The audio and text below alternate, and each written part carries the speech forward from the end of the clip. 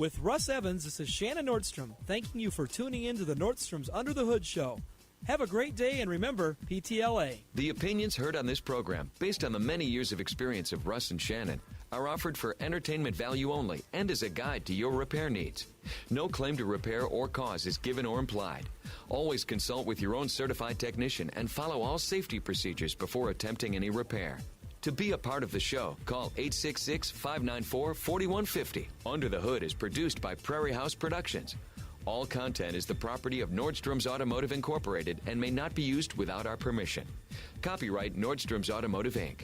Now, let's go under the hood with the Nordstrom's Motor Medics. Welcome to the Under the Hood show. We are glad to have you with us. Russ Evans is here to answer your automotive questions. Thanks for joining us under the hood. Shannon Nordstrom is here to do the same. Welcome, Hoodies. Thanks for tuning in so we can help you tune up. I'm Chris Carter here to answer your calls at 866-594-4150. 866-594-4150. What's caught your attention in the automotive world? Well, I had a question come up to me by email this week, and this one has been posed to me several times over the years. Listeners all over the country, and imagine this scenario. You go to a shop, you have them work on your car, and something they installed on your car failed and caused something else to break. One example for us would be if we install a timing belt component kit, which we have purchased ourselves for you, installed on the car. It fails because it had a belt, something came apart in the belt, or one of the tensioners failed, or the water pump failed. Now it's come off and it's damaged your engine, bent valves and things like that. Who's responsible?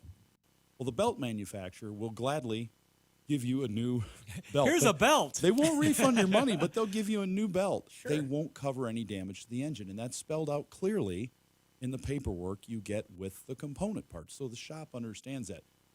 But the shop has to decide, am I going to take care of this?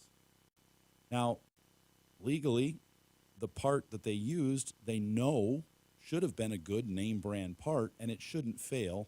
Are they responsible? Did they cause it? Well, no. It was the part manufacturer that caused it. So should the shop be responsible for any more than that original stuff? Depends on how they spelled it out in the beginning. Now, we as a shop would take care of that. But what happens if you bring your own parts in because you want to save a buck or two? Shop, will you use my parts? Will you put this belt kit on? If it fails, then who's responsible? Typically what we see is if you bring your own parts, no matter what, if anything goes wrong with that part, it is zero coverage at all. So if you're going to a shop, what I tell these listeners is if you go to a shop and you say, I want to save a few bucks and bring my own part, just ask them what that part's going to cost, because typically that shop's going to get a much deeper discount than you would buying it. So they may be selling it to you for the same price or within 5-10%. So it doesn't make sense to do that. Now, when insurance companies are paying for repairs, this last one I had I felt really bad for them because they went into a shop and it looked like it was probably a non-insurance repair for some body work. They had put a light in, and the light came with the wrong bulb, and the bulb burnt out a control module in this car, and it happens to be a Mercedes. Oh, it's getting And worse. They're more expensive. So, what if the customer brought their own part to the body shop and said, fix it? Is the body shop responsible? Well, they really shouldn't have to take your part apart and inspect it to see. But if the body shop sourced that part themselves, they should probably look and see what's in it, because when you get an aftermarket assembly, or even if you got a used one or a brand new one, it doesn't always mean that it's going to come with 100% parts. When we get an engine to put in a car that's used, have we inspected them and found things that could have caused damage? Sure. Brand new engines, have we seen things that could cause damage? Like maybe there was a bolt laying in the intake on a brand new engine, came right from the factory. We're like, whoa, how did that get in there? I don't know. It flew off of something and ended up landing in that hole in transit. Should we look for that? Yes. If we put it in and it was the failure, should we go back to the customer? No, we should be looking at that. So some things to think about, but it comes up enough that I thought I should mention it. 866-594-4150. Let's go to the phones and talk to Chuck. You're on the Under the Hood show. Chuck, what can we do for you?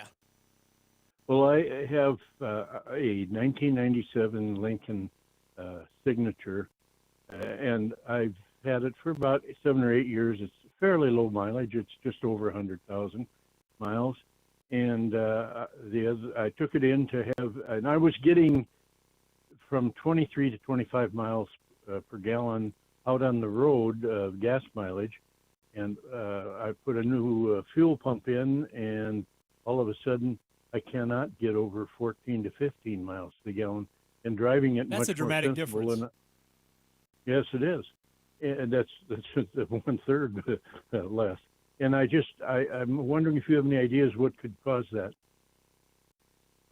Is this a town car or a Continental with Yes. a V6? It's a no. It's a V8 Town car. Town car. Signature town car.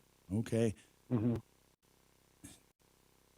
Just putting a fuel pump in shouldn't change the fuel mileage at all, unless it's not supplying enough fuel to the vehicle, so it's having a hard time keeping the fuel trim straight, and it's underpowered and it's struggling. Something is going on. Wouldn't that be enough there. of a difference for us? You'd be probably throwing a check engine light. I mean, a really good chance. Really close. Those fuel trims are going to be really far off. And so typically in a car like this, fuel trim is the computer looking at the oxygen sensors, saying this is where we want them between rich and lean, and how much do I have to add or subtract in order to keep this number where we want We're it. talking about fuel. Right. Mm-hmm. If they're going to be plus or minus 1 or 2 typically, and I scan this car now and I see that it's adding 16%, not quite tripping that light yet, but it's adding 16%, something's going on here. It's running lean. If I see it's taken away that much, something's going on, it's running rich. That's the first thing we want to scan and check on this car.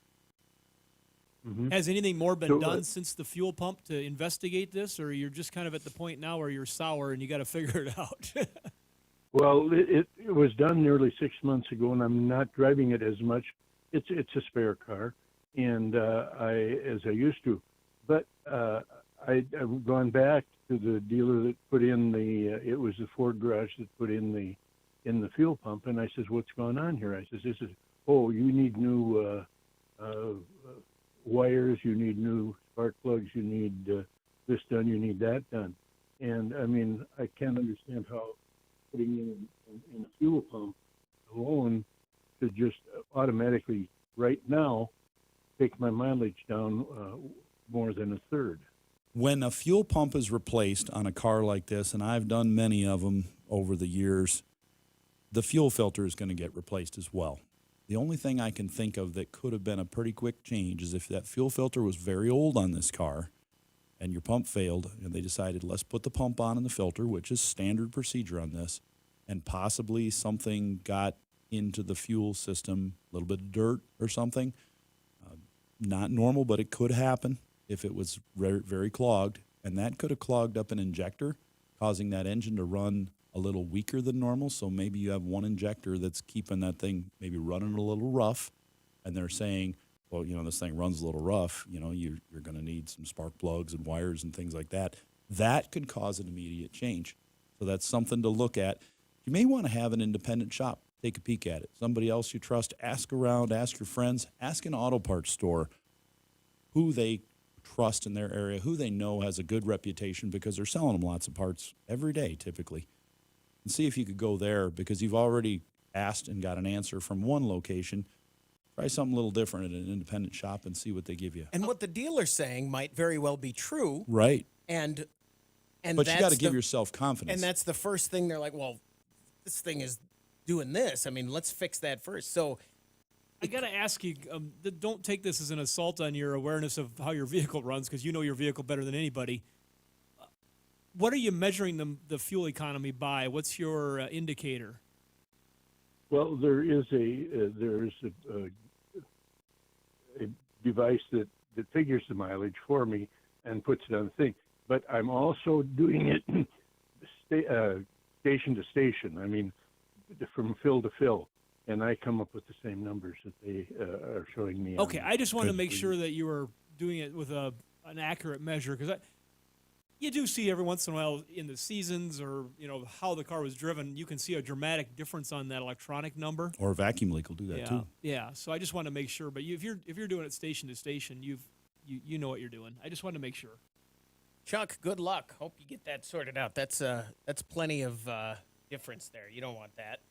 If Right. that came into the shop, Russ, just get in quick. What would you do? Fuel trims. Yeah. I'm going to scan it, look at that fuel trim, see if I can find anything in that data that looks off, because I should see something with that much mileage difference. If you got a really good consumer that's really paying attention to his vehicle, and he with confidence can tell you that, then that's where you'd start. They'll know. I can tell real quick when someone's crazy and when they're not. And this guy sounded like he was right on and knows what he's talking about. If the person, like, if you feel comfortable around them and you're like, hey, I should go out on a boat with them, then you know they're crazy. Right.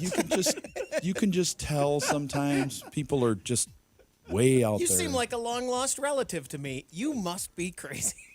There you go. It runs in the family. We're going to take a break. When we come back, we want to hear from you. 866-594-4150. Be sure to visit our website for news, contests, and previous shows at underthehoodshow.com.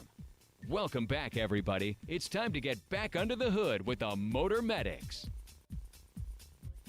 866-594-4150. That's the number to reach us here at the Under the Hood Show. What else has caught your attention in the automotive world? Well, we should mention, you might notice on my cluttered side of the desk over here, a new award. That's what I was getting at. Yeah. Yeah, I'll hold that up for a second here and make sure I get it the right camera angle here. But this was a very nice recognition by South Dakota Corn at their 37th annual convention for the Under the Hood Show in excellence in public outreach. And We've got long arms. yeah, exactly, outreach. We're outstanding in our field.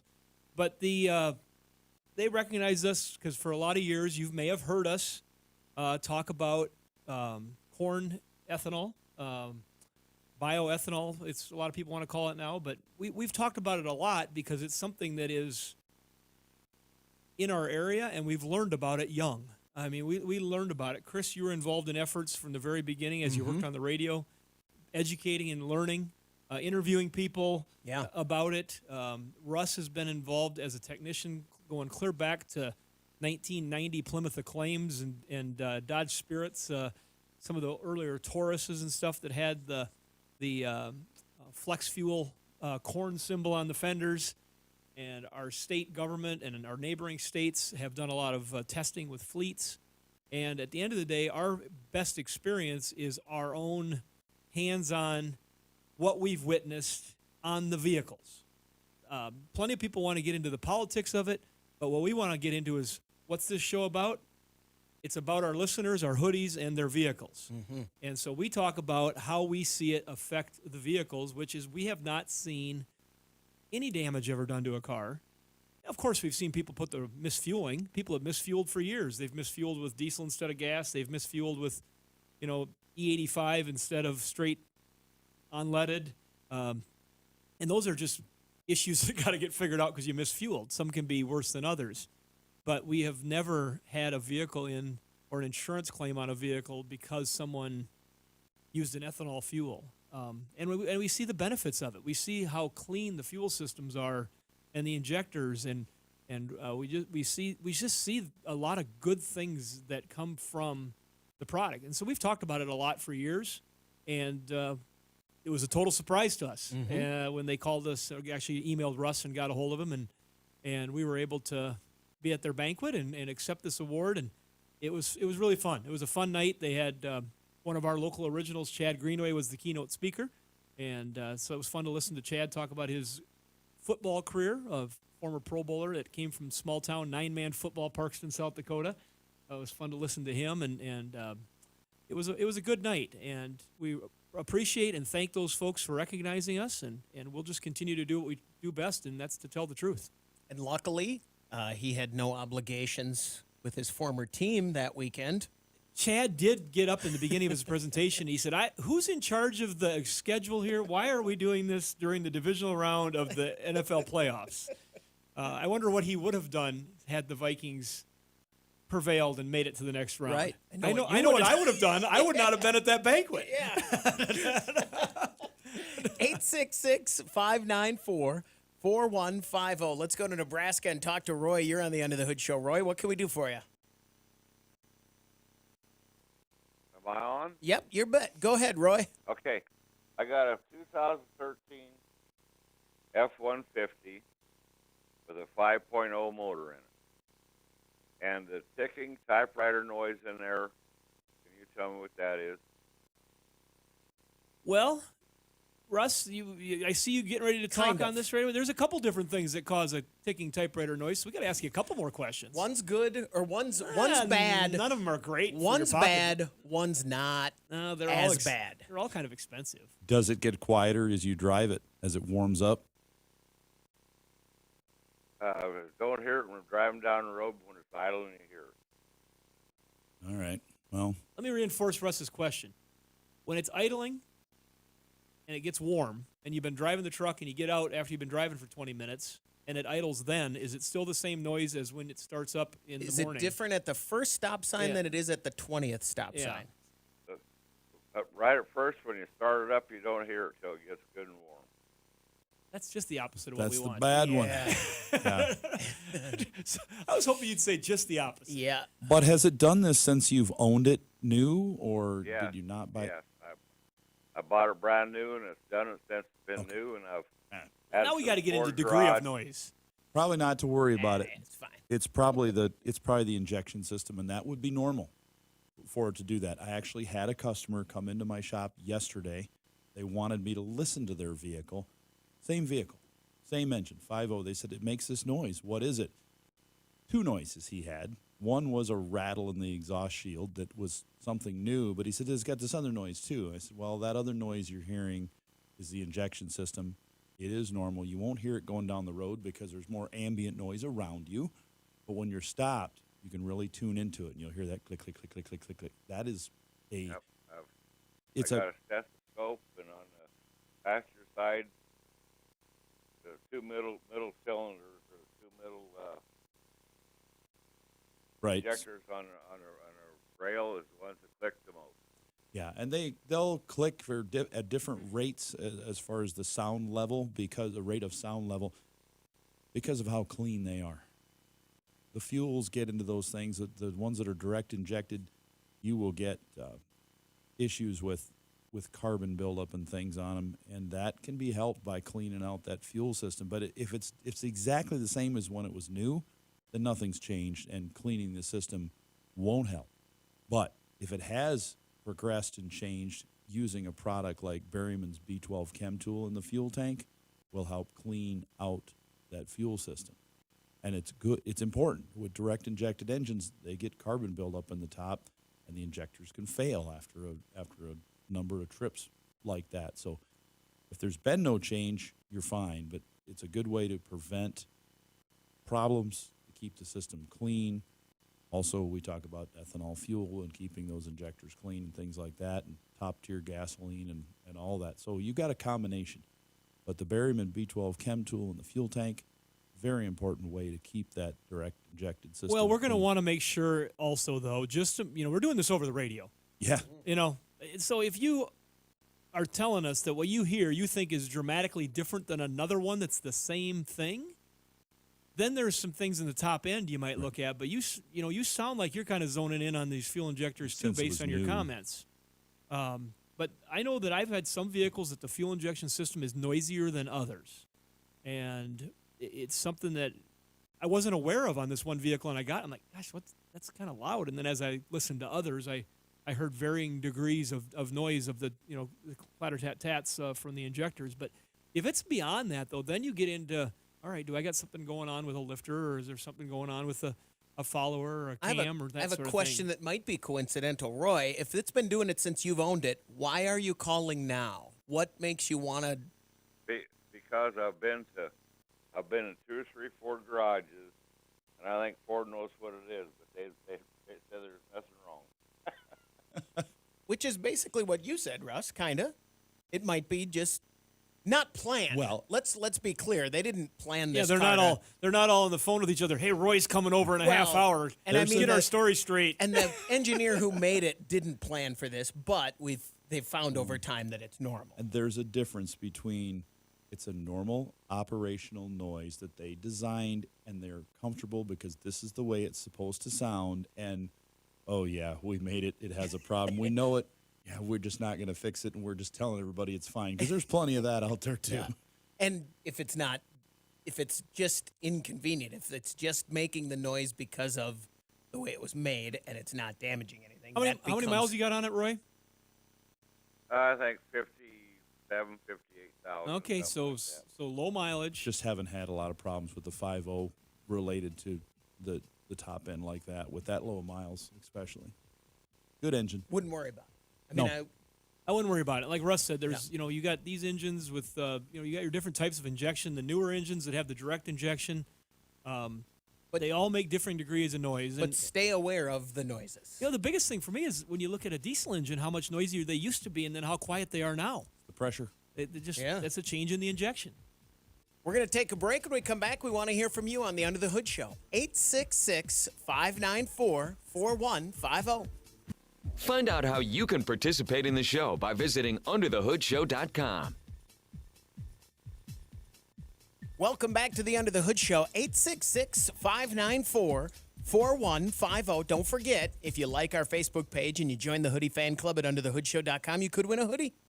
Like Jack Parker, congratulations from our friends over at Universal Technical Institute. You can find them at UTI.edu. Universal Technical Institute is a training center for want-to-be automotive technicians. And when I say want to be better automotive technicians, whether you've got a little experience now or you have a lot of experience and you want to get even better, or you've got nothing at all. Universal Technical Institute can help you out. Check them out today at UTI.edu. 866-594-4150. Let's talk to Robert. You're on the End of the Hood Show. Robert, what can we do for you? Good morning. Well, I have a 2018 GMC 3/4-ton HD, 2500 HD. Anyway, with the diesel in there, the 6.6, I believe it is.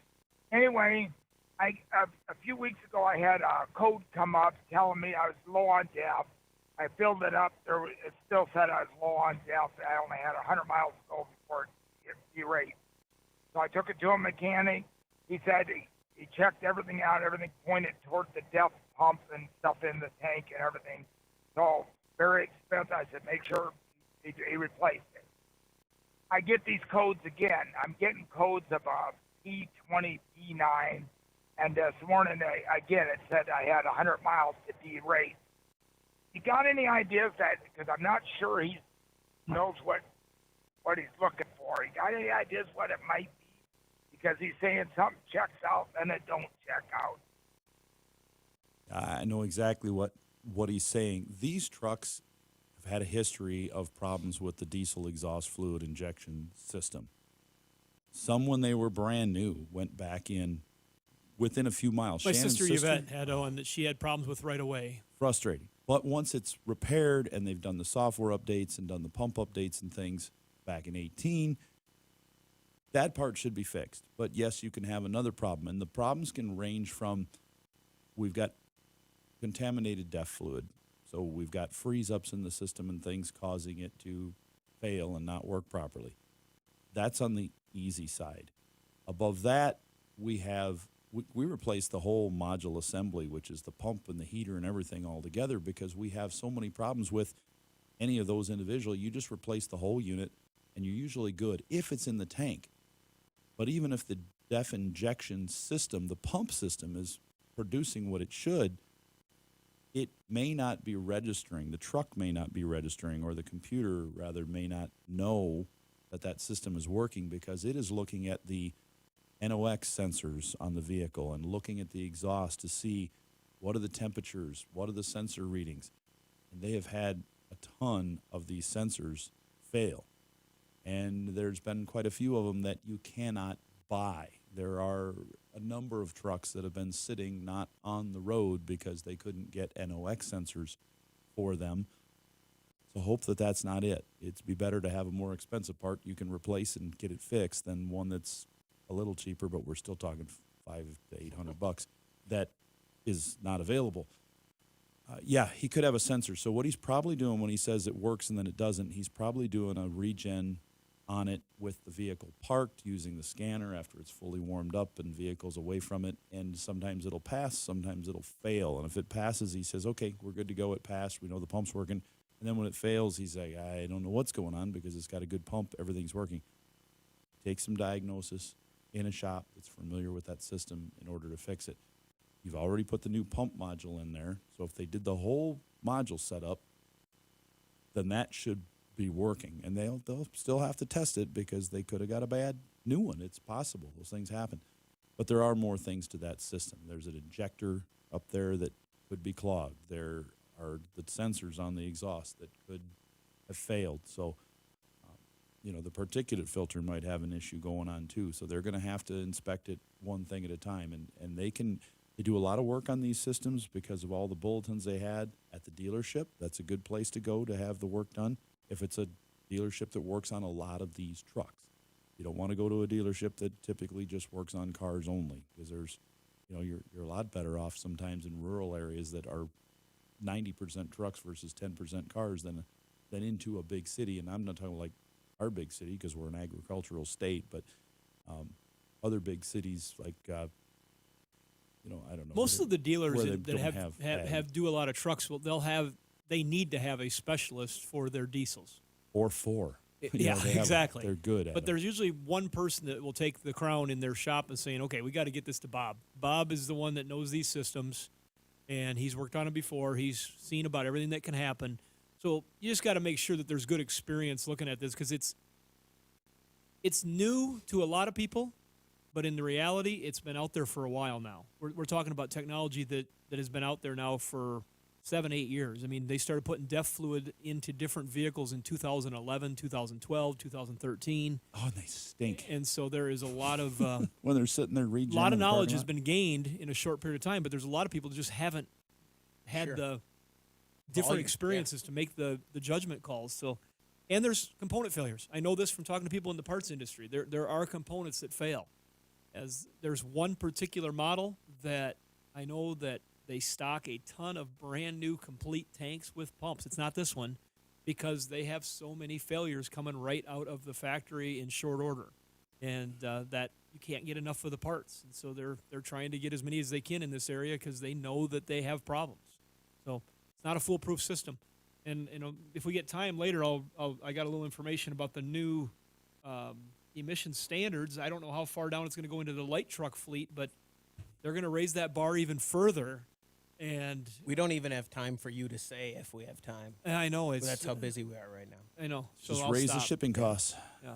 Robert, thanks very much for the call. Good luck. Hope they get you pointed in the right direction.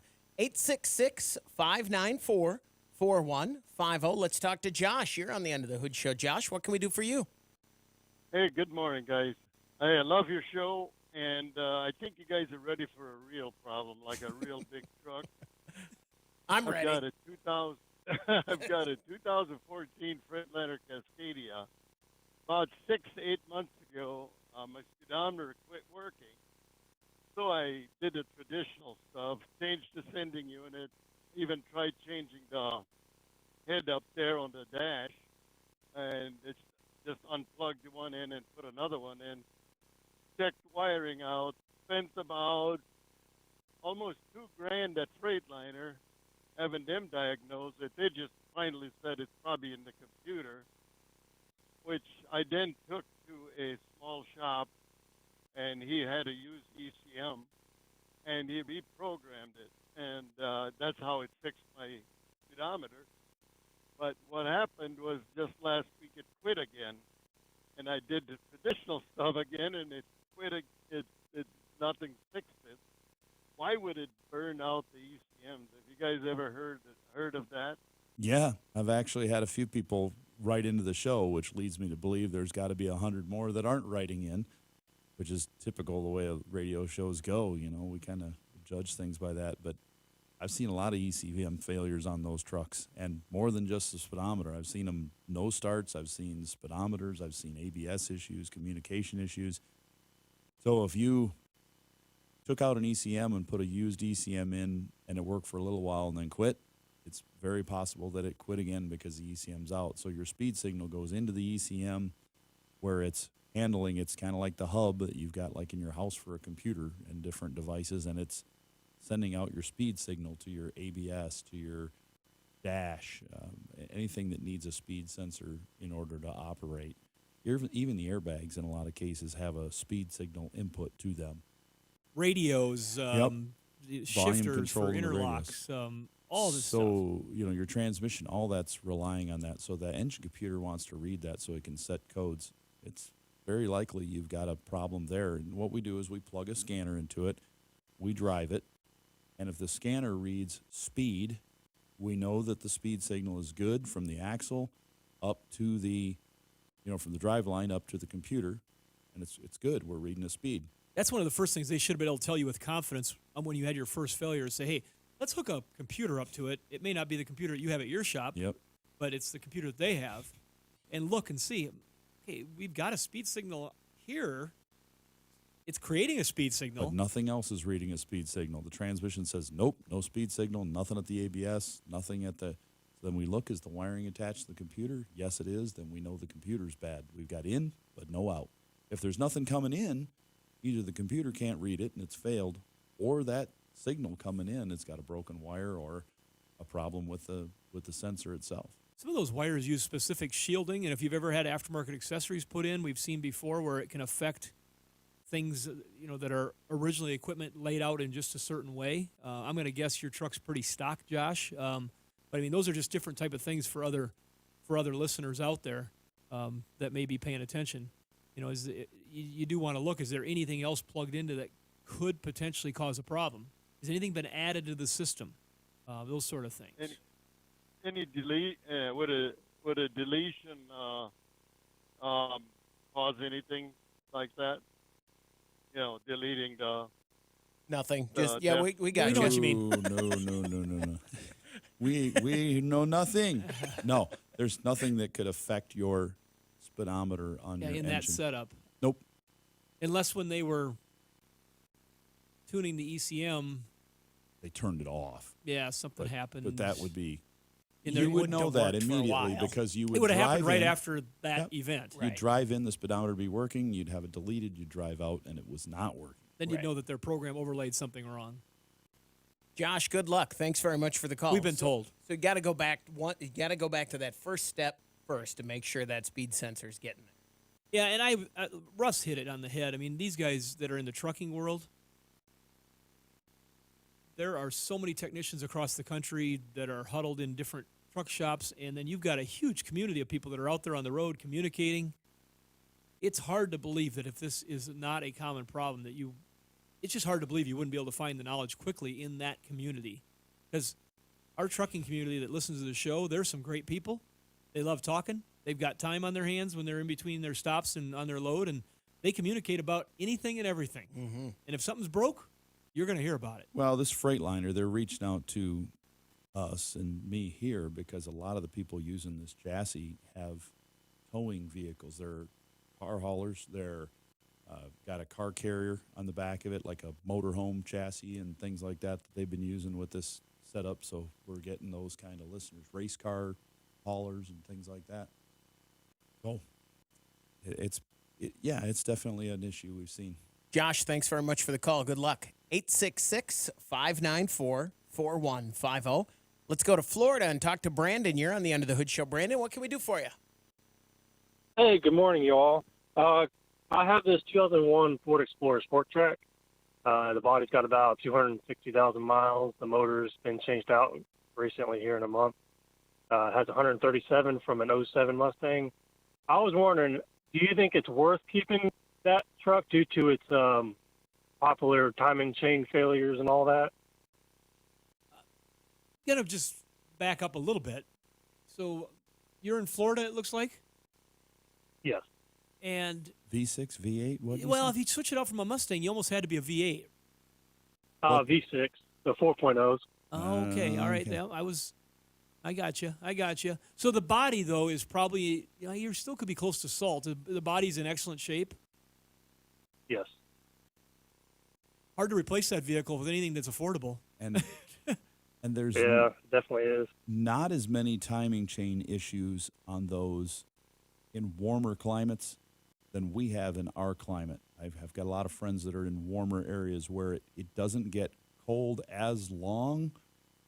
What happens where we're at, and in any of the cold, really cold climates where you've got, let's say, 6 months of times where it can drop down below freezing. The oil's thicker, the lubricant doesn't get to the tensioners as quick. They don't pop out to give full tension to these chains, so they flop around, they rattle, and that constant beating on these things can wear things out. The extra moisture collected because of just condensation in the engine can be worse. They take longer to warm up, so they may not fully warm up from October to March, if they're a 2-mile trip to work, whereas if you're already at 55 or 60 in the morning when you fire that thing up, it may be fully warmed up in a couple miles down the road. So the chains tend to last longer. And if you have to repair them, it's still the vehicles, if that thing's a rust-free vehicle, they're still selling for good money. Now, we may change that tune in a 2 to 5 years that, maybe they're not worth much because they're all selling super cheap again. But I don't think that's happening anytime soon. It's a very handy vehicle with that Sport Trac. You've got the cab available for everybody, and then you still got room in the back to put some stuff in. That's a very serviceable utility vehicle. I do have one question that's just rattling around in my brain here for Brandon and for Russ. Now, if you took the motor out of an 07 Mustang and put into your 01 Explorer, in 01 they had the availability of the single overhead cam motor and then just a typical overhead valve motor. So which motor is in yours? Would that be just the typical overhead valve motor?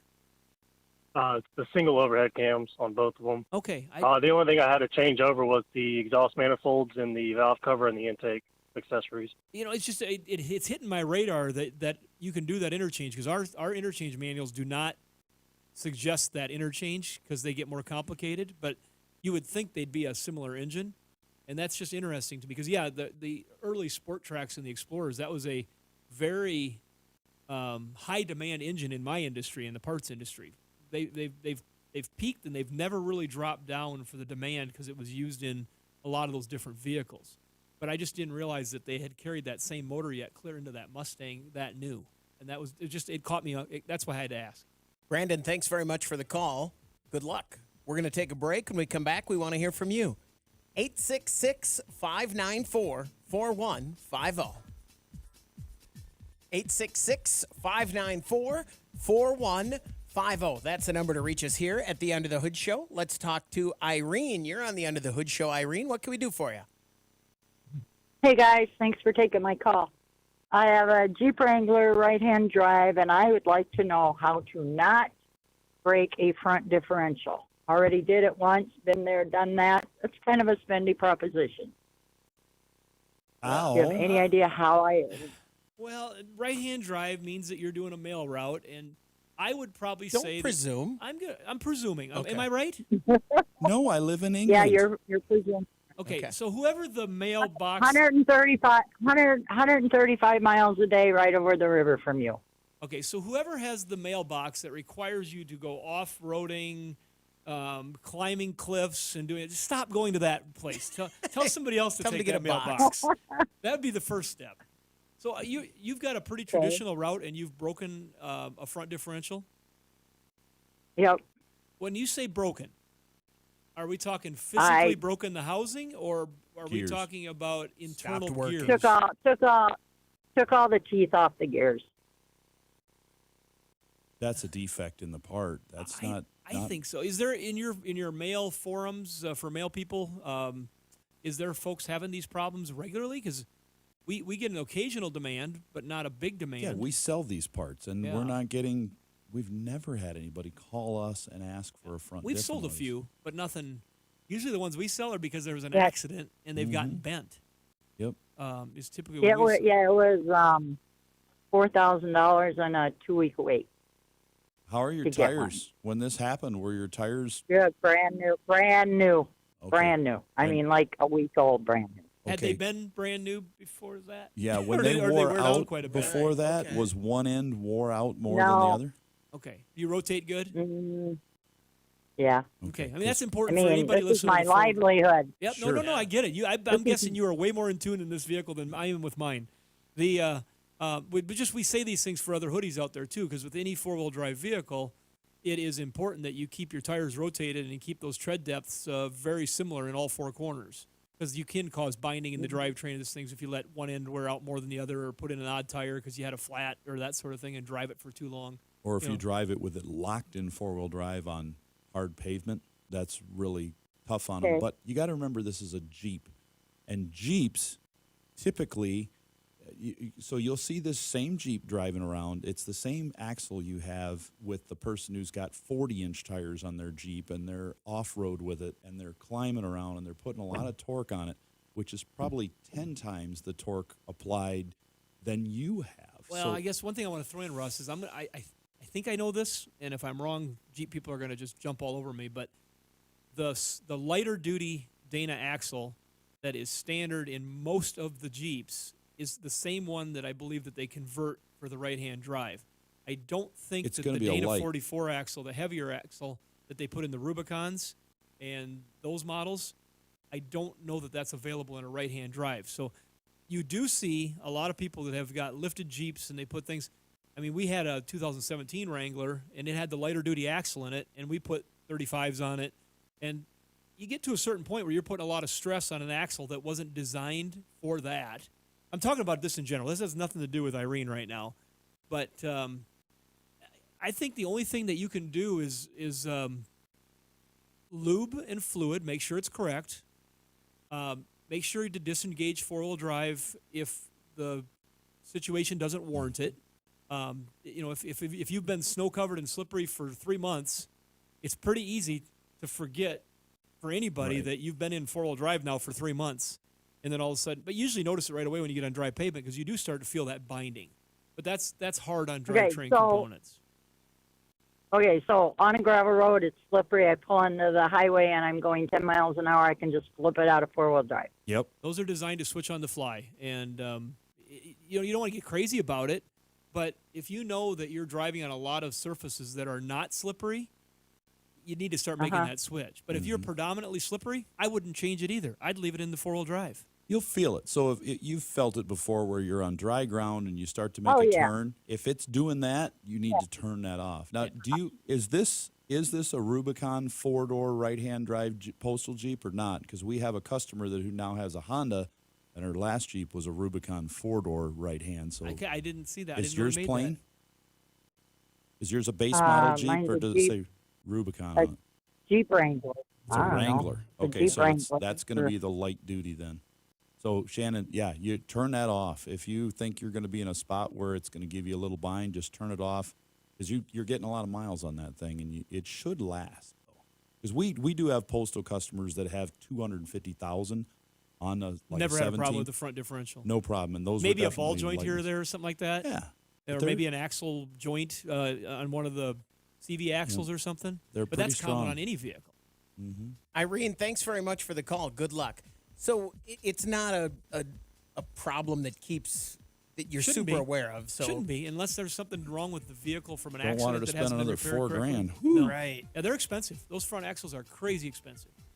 that'll do it for this hour of the Under the Hood Show. Hour 2 is coming up, so stick around. 866-594-4150. The Under the Hood Show is brought to you by Sturtevant's.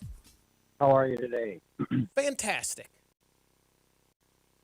Good. I've got a 2007 Honda Ridgeline.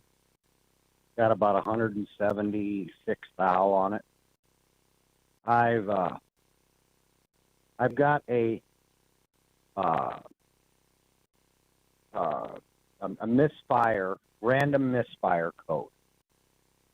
Now, before I get into this, I want to tell you what I've done prior to this. I've changed plugs. It's random misfire 1, rather. I've changed plugs. I've changed the timing belt. When I bought it, had I think 140 some, and they said that it was changed, of course. So I did it again because of said code. And on a cold start, not on a warm start, on a cold start, I will still see said code. Now, I have switched around coil packs, and it does not, the misfire does not follow the code. It's still misfire 1. Where I'm at is, I've heard several opinions, a valve job, but where my head is at, perhaps it's a head gasket because it might have a hairline crack, whatnot. So that is why I'm calling in today. Sure. See what your opinion is. As of yet, we've not had a head gasket failure on one of these. We've had multiple engines with valve problems, from adjustment to wear on the camshafts, things like that. And if it's a problem that occurs just cold and not hot, then you can have some other issues going on too. A vacuum leak can cause a misfire when it's cold because gaskets have shrunk a little bit. When it's cold, you start it up, warms up, seals up that surface. So we've got to make sure we don't have any vacuum leaks going on. Because if you got a vacuum leak going on in the mass air, it's between the mass airflow sensor and the engine, it can't read that because it's an unmetered air leak in there. So we've got to make sure that that is good. That can be checked by spraying around the intake area while watching fuel trims when it's first started and looking at the O2 sensors and things, seeing what's going on. Valves, a lot of times you're gonna have to pull the valve covers and manually inspect that. But that's where we go. We do see plenty of misfires on lots of Honda engines. The Ridgelines, the Pilots, the Odyssey vans. They use that's basically a lot of the same engine. Yep, same engine, and they've got to be an adjustment. You know, that stuff's got to be adjusted and working properly. Or if they're out of adjustment, they can cause the failure of burnt valves and things like that. But that's where we'd go next, because you have done exactly what you should. You've started with trying to swap coils and injectors around and spark plugs and things like that. Try to get it to follow that equipment. And if you change the equipment and it moves to a different cylinder, yeah, that's what we've got going on. We've got a failure in that, and then we can toss that and put some new ones on. Have you ever switched the injectors? No, I have not. You could try that, but you're still going to need to inspect the That's a little more work probably than just switching the coils. So yeah, it's a little more on that one. But he, like a lot of people, you don't want to admit that it could be a state of health of the engine itself that's causing the misfire. And so we do remind people a lot, before you get too deep in the weeds, not a bad idea to do a leak down test on the cylinders, compare them. Won't Cold. Always, yep. Won't always show up, but you can usually see if you got one cylinder that's favored over the others on the compression being down or the leak down percentage being different. It could be enough that that cylinder is going to have to misfire occasionally, and you don't want to admit those things because they're a little deeper in. That's when you got to start taking things apart. That help you out there, Scott? It does. And so your suggestion is a valve lash. Yes. The adjustments, yes. Check that. Scott, thanks very much for the call. And he knew, didn't he? He knew that. Well, you didn't. Yeah, you don't want to admit it's going to. Like if he can get by with a valve lash adjustment, very affordable. Okay. But if he's got to decide between taking the engine apart to do a valve job and finding another replacement engine, then we're getting into thousands. And so, valve adjustment, hundreds. If it goes to the next step, thousands. 866-594-4150. Let's talk to James. You're on the End of the Hood Show. James, what can we do for you? Hi. I have a Ford F150, 2017. It's got approximately 86,000 miles on it now. And I had in November of this year, I had a rear differential failure. I was driving down the road on November 30th, and the drive shaft had seared, and the rear differential had cracked, and I found part of the drive shaft down the road, and I could kind of tell that I wasn't sure if it was mine or not, because there was a part hanging I down think the odds were below. probably there as yours. I'm not moving anymore. Yeah. Well, I thought it was.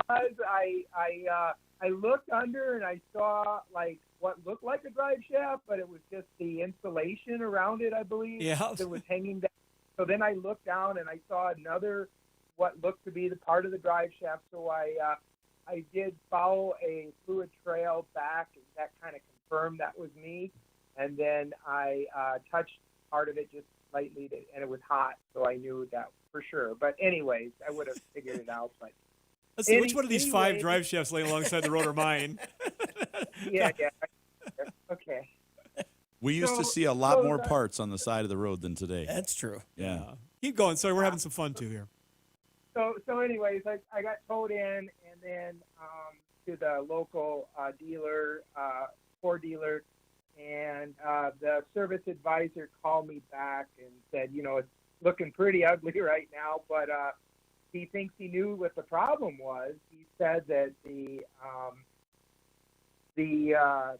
I had tires replaced at a local tire store, and they had put on 285 R17, and the front tire, the original tires, including what was left on the front 2 tires, were 265 R17.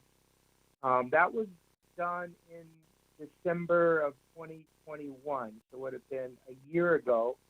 The service technician said that those tires were a little more aggressive than I was used to, so they might, so I assumed when I heard some noise, when I left there, that was due to the tread, and it would eventually kind of wear out. I would, so anyways, that's what the service advisor had said initially, that that he thought the larger diameter tires in the back with smaller tires in the front over time would have caused a differential failure in the back. It turned out that the rear differential was damaged, the hub was cracked, so all that had to be replaced. The shaft was kind of sheared right, kind of at the pinion on the outside. And then you had the transfer case was okay, but they had the front differential had to be replaced, because when they didn't know if that was damaged or not. But when they put in the rear differential and they drove it, they heard the grinding. So then they investigated it, and then they had the front differential. So I don't, I did hear noises a year ago when I first started. I thought it was associated with the tread tires, because back in the day I had a Saturn, and they said that, it was noisy, but if you chose the stock tires, it would be less noisy than if you choose, the Firestone. So I always, in my mind, is you change tires, you get different noises sometimes. So first of all, I don't want to be an expert witness at a trial when I answer this question. Right. But what needed to be done when this shop saw this, and what we would do, you can have a different number on the side of a tire, front to rear, but they can be the exact same diameter. The rollout can be the same. Because if you got a 285 65 versus like a 275 85, they're different numbers. The aspect ratio, all that can equal the same exact. And there's tire. a ton of tire calculators online too, where Right. you can look at and find out what the overall height of the tire is versus the other. Right. So that is fine. But if they check this when you brought it in, or if you still have these tires, and one tire is an inch diameter around different than the other one, that will cause a bind, and that will cause damage. And we have people call our shop all the time, especially in winter when they're trying to get a pair of tires, and they say, I just want to buy 2 tires. The first question we ask, car or truck, is this an all-wheel drive or a four-wheel drive vehicle? Well, yes. I said, you're buying 4 tires. And they're like, if you're buying 2, you're not buying it from me. And about half of them will say, well, you just want to get more money out of me. I'll say, actually, I don't, because if you just want to do 2 tires, don't even bring them in. I don't want your money. Go somewhere else, because you're going to break something.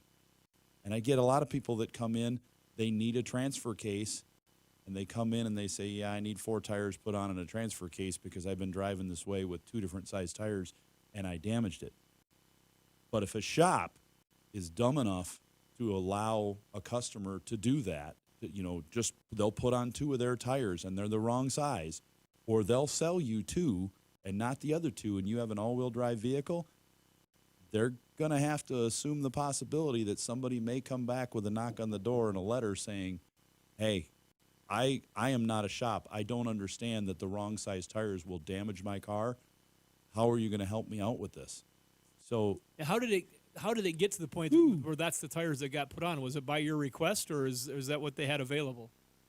Well, I noticed my tires for the 4 tire. I bought the truck used, and the 4 tires were kind of still had some life, but I wanted to have a little more tread on a newer set of tires for my rear tires. So I asked to have my rear tires replaced.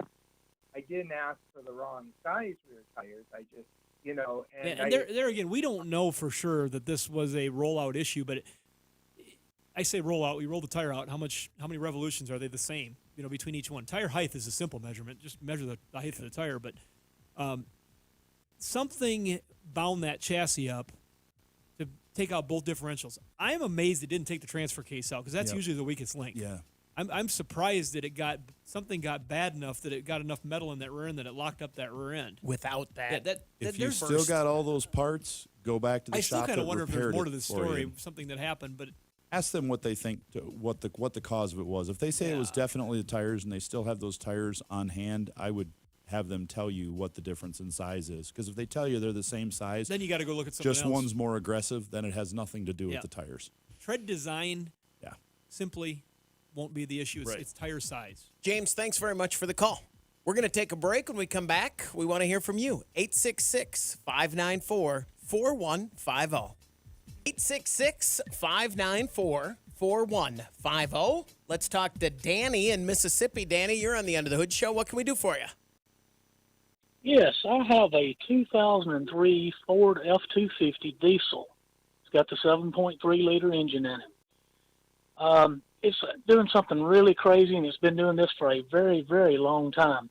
When I turn on my windshield wipers, the truck will sometimes just go completely dead. If it's sitting there idling and I turn on the windshield wipers, it'll cut it off. If I'm driving it down the road, it'll do like a hiccup. It's wanting to cut off, but I guess, the compression of the engine won't allow it to cut off, so it'll hiccup and just keep doing that as long as I got the wipers on. If I turn the wipers off, it goes back to running perfect. You guys have any idea? No, I'm sitting here thinking, next caller. I'm out on this one. Russ is all over this, Danny. He was on it. When you said I turn on my wipers, Russ knew what you were going to say next. What's going on? I told you guys, didn't I? You did, You'd go to yeah. YouTube and see me go, it's dying. Yeah, It's dying when he turns the wipers on. Yeah, this is a common problem with these. That you turn the wiper motor on, the electromagnetic interference from the wiper motor feeds into the fuel injection on the engine, and it kills it. Yeah, we've seen this a lot. We had I had one of these in our shop not too long ago that was doing this, and we fixed it. We put a wiper motor on, and we fixed the problem. And there's a service bulletin about it. If you go to any garage that has service bulletins on their computer, from Ford to an independent shop like ours, you'll see the bulletin about this problem on it. I'll type in F250 wipers, and it'll show up as They've had some control module issues, but a lot of them were just the wipers themselves. But if you turn them on, whether it's raining out or not, it'll kill the engine in most cases. And and going down the road, it'll just kind of, you're like, hey, whoa, what's going on? And it may do it just once, or it may do it continuously as these wipers move. So it's not a huge repair, which is great. And any shop you take it to that's got one of those electronic systems where they're printing out an electronic receipt, they all look similar, that are using these Mitchell systems and all data and stuff, they'll have those bulletins on their computer, and they'll know exactly what to do to get you back on the road. So luckily, we're not telling you that it's going to cost you thousands of dollars to repair. So you're good to go. All right. Well, thank you so much for your time, and I'll get it straight to the Ford dealership then. Danny, Sounds good. thanks very much for the call. Glad it's not an intermittent problem. It- Do you get it? Yeah. Okay. Yeah, baby. 866-594-4150. I apologize. Let's talk to John in Wisconsin. John, you're on the Under the Hood show. What can I do for you? I say. Hi. So I have a 2020 Subaru Legacy, and it's overheated on me. So I refilled everything. I did a pressure test, make sure I didn't have a leak anywhere. Still don't know why it overheated, but I did find a little bit of residue or coolant that was leaking past the water pump. So I replaced the water pump, and after doing all of this, I cannot get the car to heat up unless I'm driving. That's not what you want out of your 2020 Subaru Legacy. Right. You know, overheating problems on newer cars are highly unusual. Just don't, you know, it used to be a common thing when we grew up as young people. You always had a car that was overheating. Jug of water. Yeah, but this new stuff, it just doesn't happen unless something is not right. It was overheating, so you put a water pump on it, and now it won't heat until you're driving. Is that what you're saying? Correct. Well, I mean, it'll heat up to where I get heat in the vehicle, but if I sit and idle, it'll go to about 127, 130 degrees. Sit there. Okay. It will not go above that. And when you drive down the road, though, it gets up to that 180, 195 right in there? It hovers about 190. It never gets high enough to where the fans kick up. Okay. Driving and down my the upper radiator feels like it's not, like there's a thermostat, it's not opening. But there is no thermostat on it. It's got a thermal control valve instead. Mm-hmm. Yeah, it's electronic. So if you had let's say we had a thermostat on any car. If the thermostat, this could never be a thermostat because it would be exactly opposite. When you go down the road, if the thermostat was stuck open and it wasn't heating at idle, you get on the road, you get all that airflow through the radiator because of the speed you're going and the wind speed, and you've got coolant circulating like mad because it's stuck open, it's going to get really cold. So if it warms up going down the road and doesn't do it at idle, you've got something in there telling that valve to be open when you're parked. Now, there are some that if some of these systems, the way they work, if there's a code in there because a sensor's unplugged or not working correctly, it will default to a wide open position or a pretty far open position that'll give you more heat down the road than at idle. So our first step, we plug a scanner into it, we look at the data and make sure all this, there's no codes in it at all, even codes that aren't going to come up with your check engine light, and then we look to see what we've got going on there. But that's where you're going to have to start. You're going to have to look at the data and see, is the computer telling the valve to close, and what temperature does it want versus what temperature the engine is. You may find that that thermal valve is bad, or there's another wire on the engine somewhere that got bumped or moved during this repair and caused a failure. Just going to take some time and little diagnosis. First thing we do is put our eyes on it and look for physical things unplugged. We find that all the time after we've made our own And you repairs. never expect a heating problem to involve diagnostic work, Right. but nowadays it's a different animal. John, thanks very much for the call. Good luck. 866-594-4150. We're going to take a break. When we come back, we want to hear from you on the Under the Hood Show. Get your planner out right now and schedule your next radio appointment with the Motor Medics. 866-594-4150. That's the number to reach us here at the Under the Hood Show. If you subscribe to our YouTube channel and you join the Hoodie fan club at underthehoodshow.com, you could win a hoodie. Like Dale King, congratulations from our friends over at Universal Technical Institute. Check out them at UTI.edu today for everything automotive and CNC machining and marine mechanics. Campuses all over the country and financial aid options available. All sorts of stuff. Check them out today, UTI.edu. 866-594-4150. Let's go to California and talk to Tap. You're on the Under the Hood Show. What can we do for you? Hey, thanks a lot for taking my call. I appreciate you being out there. Bet. I did something that might have been kind of dumb on my vehicle. I was changing the differential oil, and on my 2020 Wrangler Eco Diesel, and I had installed previously, like about a year ago, some nodular iron Dana diff covers that are more heavy duty for going off road. Yep. And they have 2 fill holes in them. And I guess I kind of didn't realize when it said the top hole is for like high pinion angles. I was kind of thinking like, well, when I go off road, I get to some weird angles, and it'd be nice to have the oil, getting on the gearing in there. But so I went ahead and filled my Jeep is only lifted 2 inches, so I guess I don't really have a high pinion angle. And so I used the top hole and put the extra fluid in. It ended up being quite a bit of fluid. I used AMS oil in the back there and the front. But I was wondering, is that going to be a problem? Should I go ahead and just open that bottom fill hole and let it drain down to that level? So I'm a little concerned now. Yeah, You're all right. generally fine, I think. So there's a vent coming out of the top of that differential with a hose that's open to the top. If there's too much fluid in there, with the gears spinning, and then when it gets warm, it'll start spitting fluid out that filler or out the seals. But There should be a big note on it when that happens. It won't come out the side seals unless that vent is plugged, because that's where your pressure is at. Just the fluid just riding in there doesn't hurt anything. It's when there's a pressure buildup. But it will throw it out if it's over full on a case of a differential. Transmissions, engines, whole different things with pumps. But this thing with no pump, it's just spinning around in there.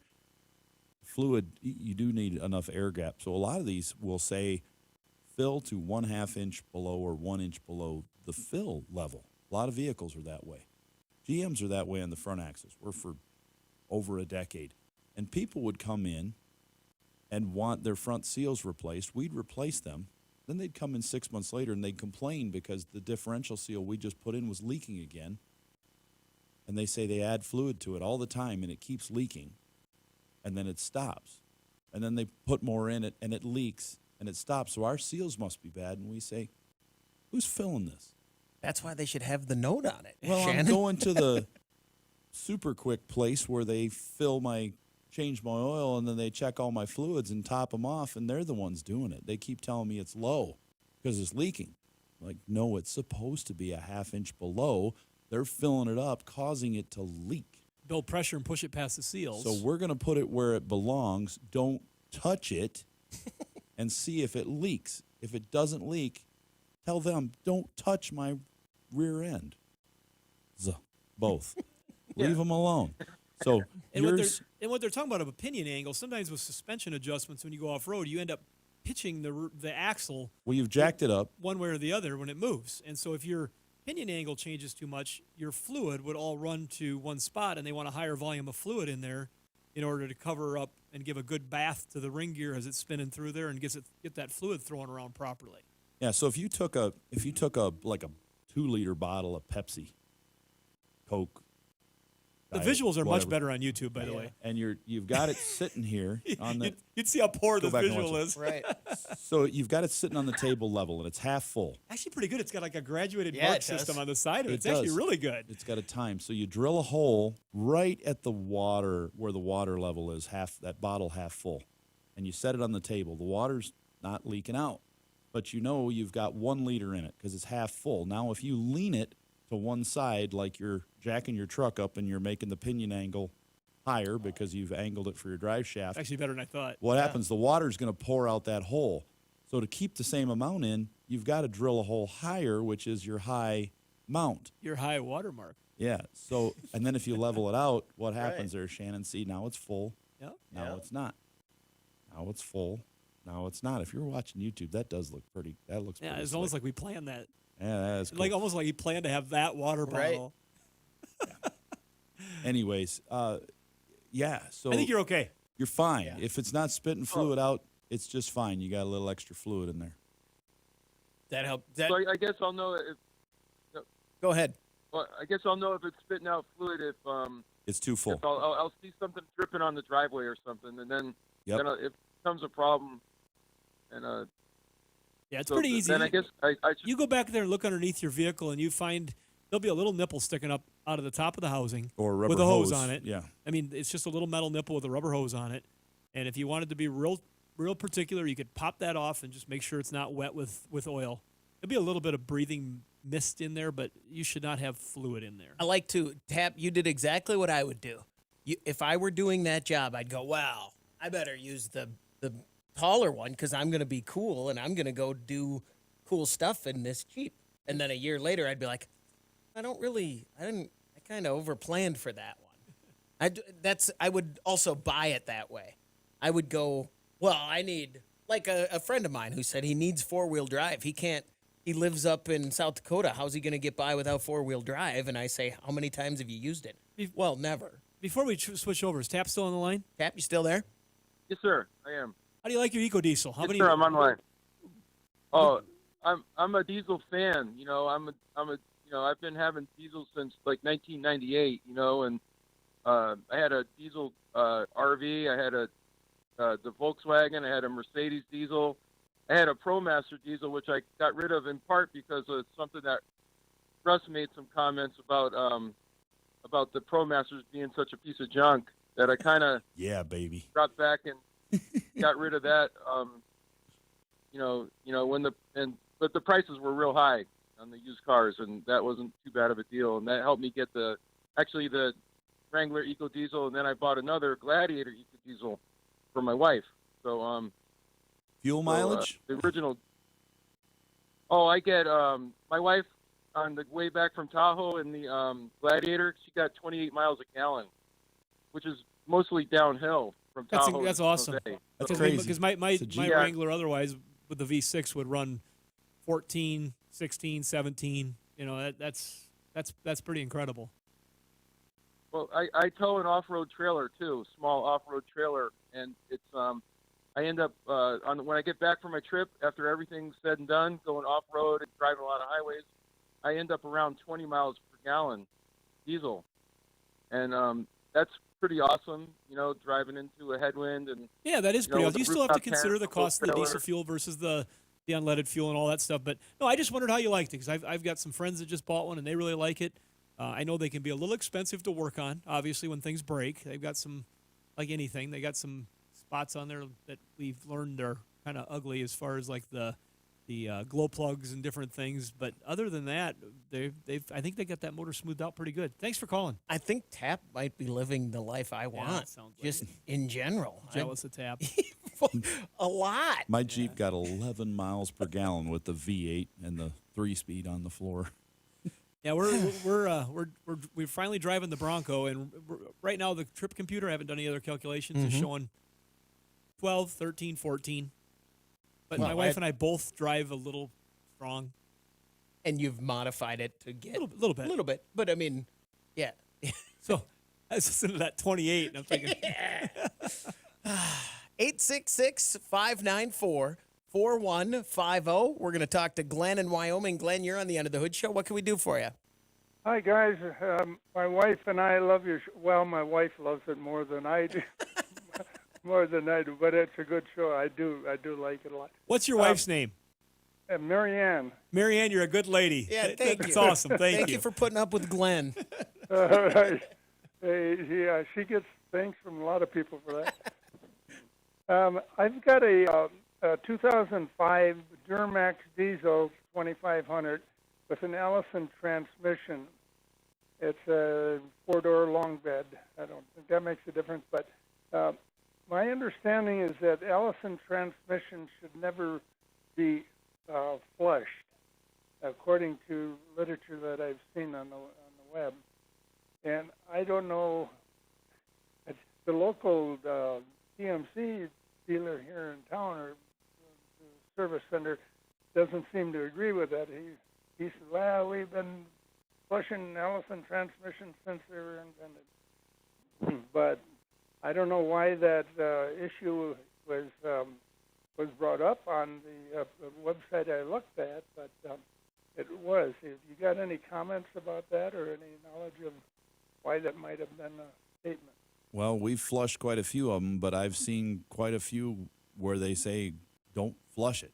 So I think that you're going to have to decide on your own between you and whatever shop is working on it, whether they're willing to do that or not.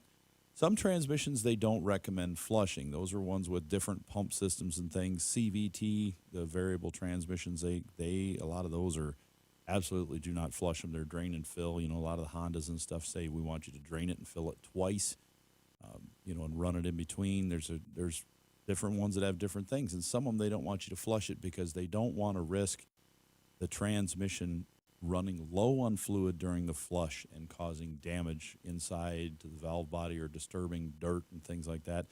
And what happens on a flush, typically you're going to take off the cooler lines and fluid comes out of one and goes back into the transmission on another. But with a lot of newer vehicles, that is impossible to do. You may have fluid coming out, but you can't put any back in because there are thermostatically controlled valves in there, some electronic, some mechanical, non-electronic, just thermal. And what you have to do is feed that fluid directly back into the transmission through the fill connector. There's some of them have a plug, some of them have a cap you unscrew, like the Ford trucks. If it's an 18 Ford, we have to figure out which line it's coming out of, hook that to our machine, and then the other end that fills the transmission goes into the transmission directly into the fill cap on the side of it. And that's the way we need to flush it. Otherwise, we just keep filling the transmission up and causing a problem. It's going in backwards and it overfills and it's a big mess on the floor. Don't ask us how we know that. You've got to end up doing it the right way in theory. Yeah. So yeah, I think you could flush it, but you're going to have a shop do it that's going to do it the right way and avoid running it low. How many miles you got on the truck? About 60,000. Do you realize how valuable that truck is? An 05 right yeah, now. I do. That truck is. I saw one of our local dealers had an 06 LBZ Duramax with 29,000 actual miles they had ran across somewhere. It was lifted, and it was a really sharp-looking truck. I did not look at the price, but I would venture to guess they were probably asking $40,000-$50,000 for that truck. Because the new ones are $60,000, $70,000, $80,000, $90,000, and a lot of people really like that model of diesel, and they get their little love affairs going with that low miles and probably a nice, good, gentle use that you've had on it. You might just do a drain and fill on it because that fluid's old. The fluid's old. The chemicals in the fluid with age have broken down, and so doing a drain and fill might be a good idea. I had one more other question about that. The transmission, since the oil change and filter change, they did not flush it. I did not want them to flush it, but the temperature of the transmission is barely 110 degrees, and it was about a 35-40 degree day when I was looking at it. But according to the literature I've seen, it should be running normally without pulling a load at 180 to 200. On a warmer day. Pardon? Yeah, on a warmer day. But that's about normal for that temperature outside until you really drive it for a while or you do load it down. It will go up on a 70-degree day outside. Yeah, you're going to see it run over 100 degrees rolling around. Glenn, I got some advice. Talk to your wonderful wife a lot more and quit reading all this literature. Glenn, thanks. No, I'm joking. Thanks very much. You got a great truck. It'll be fine. I think Marianne's thinking Glenn and the truck. Yeah. Let's get some money for both. We're going to take a break. When we come back, we want to hear from you. 866-594-4150. 866-594-4150. That's the number to reach us here at the End of the Hood Show. I have a question in the chat, but you had something. Oh, yeah. Go ahead. I just want to give a shout out here. I've got Lane from Dallas, Texas. Lane Spears. We've had this happen a couple times. Not saying that I want a bunch of this, but he is a listener to the show all the time. He loves the podcast. And Brittany's brother? I don't know. Are they related? Yeah, I don't know. I just Lane Spears. But Lane, good dude. He's got a thank you for the show. He's got a cross written on here. And then he sent us some parts that he had in excess from a project that he did that he didn't need anymore. Shipped them to us. and said if we could use them, which we really didn't need them, but I'm going to take your note here and put it to good use, and we're going to send you something back. Cool. But thanks for reaching out, Lane, and pretty cool. The RX 350 lights that you got, we already had quite a few of, but we'll find a home for them, and we'll get you a little something sent back in the mail. So thanks for listening, Lane, and I also wanted to reach out and say hello to. If you have a chassis of a if it's Tacoma. really valuable and you want to do it, but no, typically the things that we've had, it's not the case. But that's all right. Jerry McKinley, Sioux Falls, thanks for sending the nice note and recognizing our Christian beliefs that we broadcast in the show and the PTLA, and taking the time to write a very nice handwritten note. And I thank you for that, and the entire team thanks you for that. We got a lot of real loyal listeners, both on the radio and the podcast, and we're building up the YouTube channel. So spread the word. We appreciate everybody out there that listens, and everybody's got their own reasons they like the show, and they're all important. Mm-hmm. So we're glad we can touch those pieces for you. 866-594-4150. Let's talk to Tom. You're on the End of the Hood Show. Tom, what can we do for you? Well, I'm having some troubles with a 2011 Ford F150. Went out one morning and turned the key, nothing. So I thought, must have left the dome light on or something. Put a charger on it for half an hour, 45 minutes. Everything was fine. Drove it for a couple of days. Stopped at the gas station to fill it up and got back in, nothing. There's power across the dash. You can hear the fan motor running and everything, but the minute you turn the key, everything goes dead. So I talked to a mechanic, and we had just gone through a week of below zero weather, wind chills to 40 below, and he says probably battery issues or starter issues. He said, I'd lean towards starters. We've seen a lot of problems with all this cold weather. So I took it to town, had the battery tested, and it did come back bad battery. So put a $200 battery in, and that's not unusual anymore. No, not at all. Yeah, and 2 days later, it won't start. So I pulled it up to the garage, or I had it in front of the garage. I put a 200 amp booster on it, and it fires immediately. And it went that way for another week, and then it did it again, no power. And so I went and I bought a Shoemaker booster, and the next time it did it, I put the booster on it, and that would not kick it over. It did go from 100% charge down to 90%, and then I put the 200 amp charger on it again, booster, and immediately it fires off again. So then we replaced the starter, and there was a little corrosion down on the cable next to the starter, but the mechanic says the cables look good, the starter's been replaced. A couple days later, week later, it does it again. So put the 200 amp booster back on it, fires over immediately. So it was in the shop for a week, hooked up to some diagnostic equipment, trying to get the relay to fail or something. And so I just went ahead and I replaced the relay and the starter fuse, and 2 days later, nothing. So I guess I have a starter problem of some sort, because a booster will start it, but the regular... When you really force the power, you can make it happen. A little extra juice is doing it. If it's a security issue, that voltage isn't really going to make any difference at all. So how we would test this is if you've put a new relay in, you've put a new starter in, you've put a new battery in, but still adding a little extra voltage gets it to kick off, I am going to tie into that relay with my handheld volt ohm meter, and I'm going to turn it on, and I'm going to watch. And when it doesn't start, and how I'm going to try to duplicate the no start in my own shop, because it's probably going to start every day, probably going to turn the headlights on and let the voltage get down a little bit, because it still should turn over when it gets down like 11 volts instead of 12 and a half, which is normal. But if it gives me that no start, I'm going to go out and I'm going to check that and see, is the relay getting a signal to tell it to turn over? If it's not, then I got to work backwards it may have a bad ignition switch. We have put in, I know, at least 2 of those ignition switches in those vehicles. But that high amperage do the ignition switch? Where Yeah, you do so high there's, amps? there's a wiper inside that ignition switch, and they wipe over each other. They're copper, and it cranks it over. And when they start getting a little corroded and weak, they need a little more boost to give a little arc to kick that thing over. So we need to test the voltage from the ignition switch right at the relay next. It could also be the neutral safety switch in the transmission that's getting a little extra voltage, kicking it over. So, and or if you noted that corrosion, that could be leached up inside those cables, and they're not getting the continuity that you think they are.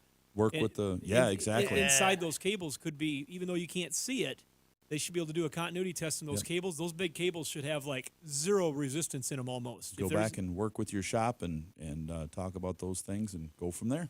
Tom, thanks very much for the call.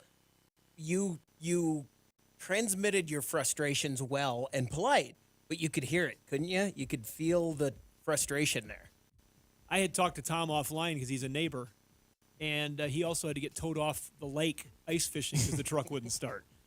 That sounds fun. That'll do it for this hour of the Under the Hood Show. Thanks for joining us. Next time, underthehoodshow.com. And we're on the after show. We got stuff to do right away. Dan, I said we were going to get to Dan. We're after. Here's Dan's question on Facebook. 2017 Suburban P0340 code. Replace the cam sensor. Does it need to be relearned? A what? 20 what? 17 Suburban. A 2017 Suburban. That doesn't say Subaru. I read that too. No, it says Suburban. Okay. P0340. You're going to need to do a camshaft variation learn, yeah. Okay. I thought it said Subaru, and I'm like, Subaru? No. But yes, the 17 Suburban. Close. That's Very close. That's Is a pretty it hot abbreviated? rod. Does it say No. Suburb? No, Sub? it says Suburban. All right. Well, yeah, you're going to have to do a crankshaft variation learn, which you have to do with a scan tool. Pretty much the most basic scan tools are going to do that if they're the push button kind. If they're the I was Bluetooth going to one say, on your is phone, mine, no. yeah, mine's not going to. No. Okay. Is that only on the 14 or newer with that direct injection, or do they have that on the older ones also? All of them? Anything going back to, you got to do a crank relearn to 1999 Okay. and up. Yeah, I don't get involved with that stuff as much, and so I. Yeah, and it just relearns the variation between the two. I mean, you start it up, you get it fully warm, you hold the gas pedal to the floor, and it goes vroom and cuts off the throttle. When it cuts off, you let off, and it's done that quickly. If it's operating properly, it's Sounds easy with the right tools. On the YouTube chat, there's a couple comments here. Tap, who called about his Wrangler and the diff fluid, says, thanks for answering my question about my potentially overfilling my Wrangler Eco Diesel diffs. Great show. Thank you. Then he says later, another one, lost sleep thinking I might have to take out expensive diff fluid. Well, check those vent hoses, like Russ said. Yeah, if he takes it out, then what is he going to do with it? Put it back in the bottle? Hard to put that genie back in the bottle sometimes. If I take fluid out of something that I've already put it in, it's not going back in the same container. No, but so he's kind of got to get over crying about the spilled milk too. But he was hoping he didn't have to take some out but he still doesn't matter. I guess he's still lamenting about the expense of it. Yeah, and if it's too much and he throws it away, it's the same as keeping it in there. And So I think there's no loss. I think Tap's going to be okay if he's got 2 late model Jeeps with eco diesels. Right. I think he'll be okay if a little bit of fluid doesn't get used. And then Lath says, good question. This is related. Good question about the diffs. I have been a Wrangler owner for years and now have a Gladiator. So there you go. All right. That's what I thought I had something I was going to ask you. Oh, there's a message on our Facebook page for you, Shannon. For me personally. With a concept, a artist rendering of a Buick GNX, and they go into a detail about why this could be done and what they should do. A brand new Buick GNX. Let's You see have if to I find can that so I can take a look at that. I will. I'm going to There's go to... I don't know, somebody who got me on a Facebook group of G-body cars, and there's a ton of people. I didn't realize, I don't crawl looking at stuff like some people do. There's a lot of people that are taking 84, 5, 6, 7 Grand Nationals, Monty SS's, and just dropping big old LS's in them and, tubbing out the back ends. And there's some pretty fun-looking cars that people have got. Lath actually sent us that article, too, as I go over here. Let's see. Look at the modern Buick GNX Coupe that has us hoping for a comeback. And this is an artist rendering. It's from Hot Cars. Almost looks like a Mustang. It's not real. Hiding around the corner. It's a looking at it. digital composition. But then they'd talk about what exists on the platform and why this could exist very easily if Buick decided to. And they talked about the grille, how whoever designed this did a great job because they used some old retro. Yeah, it but looks modern, good, but it yeah. just doesn't pop like an It original would if it were there. GNX, you know. It would if it were in front of you. Maybe. Don't you think? It would grab my attention. Yeah. So there you go. What does GNX stand for? Do you know? I do because of this article. You know what? I'm embarrassed to say that I can't. I'd be guessing. I know Grand National was the GN, but X was experimental. I didn't know if it was extra or experimental. I just always knew it was better. I didn't. Yeah. Better. I agree. The X stands for better. Yeah. So there you go. All right. That's all I got. It seems like we should have more. It does. I'll say this. I thought of this on the way in. We've been talking about the weather this year and how Yeah, get ready for the wind to blow 600 miles an hour again tomorrow. it's terrible and how foggy. The fog that we have had in our area every single day for like a month. That means stuff's melting. Yay. We have had Still fog got advisories. 2 feet of snow. Well, in the there's a lot of field. moisture trapped in this snow too. And today, when I left the radio station at sunrise, I walked out and I thought, maybe it was all worth it because it was so beautiful this morning when I got in my car.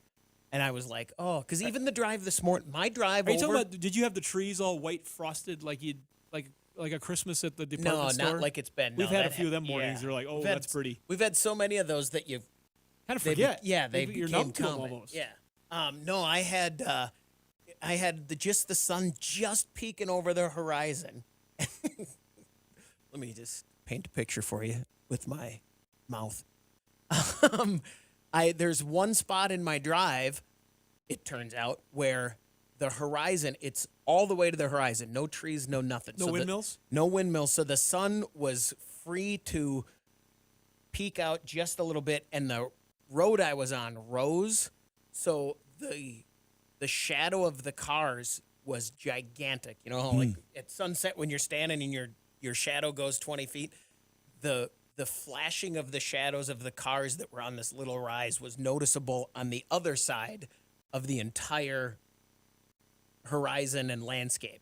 I mean, the car's shadows must have been making shadows a quarter mile away. It was just really neat, and it was all white, undisturbed. And I was like, oh, that's nice. So maybe every year you need to make that drive at the same time. We can make a holiday out of it. Yeah, I'll be like, this is the day. And we could call it Car Shadow Day instead of Groundhog Day. Exactly. That's exactly what I was thinking. Yeah, and then so if you do see the shadow, then I know. Yeah, but if you don't, you're like, oh. Yeah, today's drive was surprisingly awful into work. Isn't For Groundhog just a Day second. coming up? Yeah, Like second, next week. Yeah, pretty soon. Mm-hmm. Little rodent, they're gonna get him out, and he looks tortured when they hold him up. Yeah, Puxatawny here's Phil. what I've learned. Groundhogs don't like to be held high above your head. Don't do that. I wonder if the groundhog has ever escaped. No. Bit somebody? No. Fouled the holder upper. Oh, did like a little, just let little, it. Yeah. a little If bodily function. I don't on know him. if you've ever chased a goose and picked one up. I haven't, but Not good they for the don't- goose. Jeff Foxworthy has a great story about a guy that was holding a beaver up. Huh? That was dead. You heard that one, haven't No, you? no. Yeah, I'll tell you off air. Okay. Well, I would say that since last week we've had a lot going on, and we went to a monster truck show in our little local arena, Nice. the Premier Center, and it's kind of amazing how the technology on those things have changed. We weren't at like Monster Jam. This was toughest monster truck, and they put on a really good show. They've got 8 trucks or whatever they bring in, and I'd say they're all fairly capable trucks. They don't have a big area. It's a stadium show. Oh, there you go. Oh, that's not annoying. I'm just going to turn that down for a second. But just standing there watching those trucks sky up in the air. That was dirt crew, dump truck. They're going up in the air 25 feet. Some of them were. Yeah, above. It's enough for our big scoreboard in the middle of the Premier Center is pulled up. Right. But are So- those monster trucks anymore? You know, when we were growing, when I was on the streets of Don't. Detroit. I did want to talk about this a little bit because the technology is just so crazy. I know, but Bob Chandler was driving the original Bigfoot in our neighborhood in Detroit when I was a kid. And that was, we were like, look at that, that's a big truck. Stop. Why are you stopping us? Now they're just a chassis with a plastic body. I'll tell you why I'm stopping you. Because your radio show is now on the internet and it's on people, you can see it, and people right now are in the back seat of a car watching on a piece of glass in their pocket, and they could say, is this really a radio show? Are these guys really, do they even work Because we're talking on about monster cars trucks? anymore? No, it's the old man stuff. He's just going, I don't know if it's Well, not that they're not fun, but you know, I miss the He's old just trying trucks. to let us you have a know what he, snowmobile what he, that goes what he knew. 190 miles an hour. So It doesn't go 190. is it still a snowmobile? Yeah. 110. So far. Why? But yeah, no, that show. The last time I went to a monster truck in the Premier Center, monster truck show. First of all, I've been to a few in arenas and small areas, and they're neat. They're cool. It's very, but it is amazing how they can take the full capability of that truck on a big track. If you go see, and they can, I've seen them in Minneapolis. Whew. and they can shrink it down and do that in an arena that is the size slightly bigger Yep, than a they hockey can rink. race them. They can Yeah. freestyle them, And they the- put on a great show. I mean, if you like that sort of thing, your kids will love it. Yeah. But that THX monster truck, toughest monster truck, they put on a nice show. We worked with them to supply cars. One side of our business is the self-service and scrap cars and things like that. And one side of our business is like brand new stuff we take apart. Another piece of our business is the repair work that Russ does. Another piece of our business is selling repairable cars. So we got our hands in a little bit of everything. But we brought down vehicles for that show, and we've gotten to work with those people. There's good people running that show, and I know my dad had talked to somebody, and the one vehicle that had rolled over on the first night when Russ and I were there, he ended up ruining a motor that night. Tailgater. And alligator. Tailgater. Yeah, but in the next night, I think he lost another motor, like $50,000 an engine. That sounds way low. I mean, but that sounds well. low. Sprint car engines for outlaw sprint cars are 80 to 100,000 Right. now, but I'm guessing they could build one of them for. You could build a good strong engine for probably 20 to 50,000 bucks. The exciting thing about putting those plastic bodies together on these vehicles now, and the fiberglass, well, they're got to be plastic, otherwise they'd splinter. But they attract a whole different crowd. Yep. Because if you got one that looks like a giant alligator in the old Corvette they made, Yeah. on the one in the Maximus truck with the big, look like an old Roman soldier. Yep. That kind of stuff really attracts a lot of kids. And what I noticed this year that I haven't noticed before is the age. Like so many of these kids from like 4 to 8 years old, it was just packed with these people, and they were holding their banners and screaming and loving it. And I enjoyed it too. The stuff that's in I learned so much about these trucks from talking to a girl at one of these shows years ago that Chris had talked to that was driving the Scooby-Doo truck. Yeah, that was the one that launched. And I went, they do what? And I didn't realize that I had only seen the old monster trucks, the big originals that actually had a bench seat in the front of them. Yep. And then this truck, you stood up to drive it. You didn't sit down. You were standing up in a harness that moved. Everything moved in this. It's like, how do you launch off the ground 20, 30 feet in the air and then bounce and not break your teeth out? The engineering is amazing. To go back and totally contradict myself and take your side of things, when they do things like stand it up on the front wheels, just the front two wheels, vertical, and then control the vehicle and drive it around that way. Yeah, it's a whole different model. And this when we were talking about this show coming about 2 weeks ago, I had this idea for our monster truck. When we get into the monster truck, toughest monster truck tour, full on. I mean, we're going all the way in and getting the big. Are you driving? No, no. Here's what I want our truck to be. It's just an idea. It's gonna be a full on modern monster truck, all the same. Everything it's the same, but the body of the truck, it's gonna be like the 1965 C10. The proportions will be like new. I mean, like the big ones. It's gonna but it's just going to be a square body truck, two-tone, red and white. No, that'd be popular. Yeah, no fists coming out of it, no feathers off the back, no mohawk no across mohawk. the top. Yeah, it's just going to be a monster truck. The kids around us, the ones that were the most excited, digger were with a excited plain about paint the. They were excited about the panel truck, the dump truck, and the bulldozer. Yeah, that I saw that this that was time, a good and I was like, move to get the kids in on their camp. Those were for pretty sure. neat. Yeah. They did have one, Hacksaw. That one was just a plain, it was a Chevy truck. Yeah.